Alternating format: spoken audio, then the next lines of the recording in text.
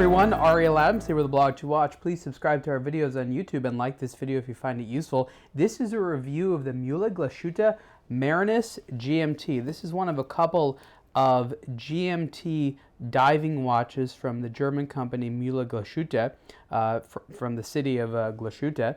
And this is a really interesting tool watch that not a lot of people know about, but the brand offers really a high level of quality, sort of really up there what you expect in a fine German tool watch. I pretty much like everything about this watch. It's got a couple little quirks, but let me sort of tell you about this. So the Marinus comes in both normal three-hand as well as his four-hand GMT version. Really the only difference is the movement, the existence of the GMT hand on the dial, and the bezel. So with the GMT version, you have a bidirectional GMT bezel that has the 24-hour indicators on there. There's no independent scale on the dial, so you can't really have, well, you can have 3 time zones, but it's a little bit difficult. So the bezel is your sole scale, and when you move the bezel, it can offer you an additional time zone, but for the most part, you're going to be keeping it right there in the center to use for the GMT.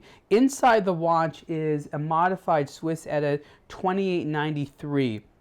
Now, the 2893 is sort of their standard GMT movement, but Muhle Glashutte modifies pretty much all the movements they have. So I don't know if they make their own movements. They might make 1 or 2 of their own movements, but they do a lot of movement modification. So you can see the movement back there. If you look closely, it will resemble a 2893, but there's a lot of differences. One of the differences is there's a different plate, there's a different automatic rotor, and there's a different actual regulation system. So Muhle Glashutte produces their own fine adjustment system. They call it the Woodpecker fine adjustment system. It's similar in theory to sort of a swan neck fine adjustment system, but it's nice there that you can see the movement. It's nicely decorated.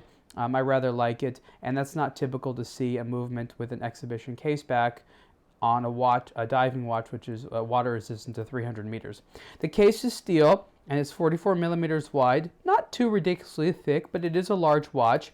There's the finishing is a combination of brushed and this sort of satinized or bead blasted finishing, and it has a really nice finish to it. There's other watches that have this finishing that doesn't feel quite as nice, but they've done a really good job with the fit and finish. It's very high quality.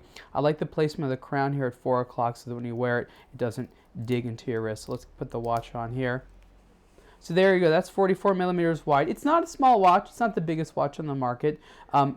A lot of legibility, and that's sort of what you get from Muhle Glashutte and their tool watches, is this sort of very serious tool watch look where you can, it's all about legibility and ability to sort of read it at a glance. One thing that is a bit of an issue is you see the hands, they're properly sized, but they're actually polished. And I would have preferred sort of a more matte finishing on the hands. You can still see them just fine, but in certain views you can see the light kind of dances with them, which isn't in my opinion the right way of doing it with a sort of a tool watch dial. But there's a lot of lume, and so legibility is fine, but I would have preferred that the hands not have that polished finish, and that goes also for the seconds. And also the GMT hand here, little bit on the smaller side, totally easy to see. Also there isn't lume for the GMT hand. It is painted red, but there isn't lume, so that's something to consider as well. The bezel has a sort of rounded piece of metal on there, and each of the indicators is actually, each of the markers here is kind of engraved in there, so that's not the type of thing that'll just sort of wipe off. And the turning action on the bezel is very, very good, something that I highly appreciate.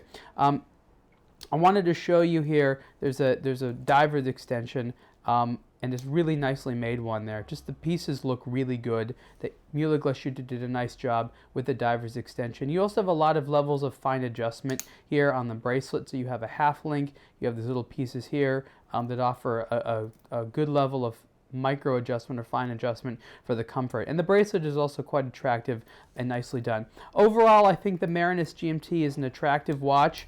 I don't know that the GMT version is necessarily going to be something you're going to want above the 3-hand unless you just are someone that likes GMT watches. They're both very similar, but I think the 3-hand has a slightly cleaner look.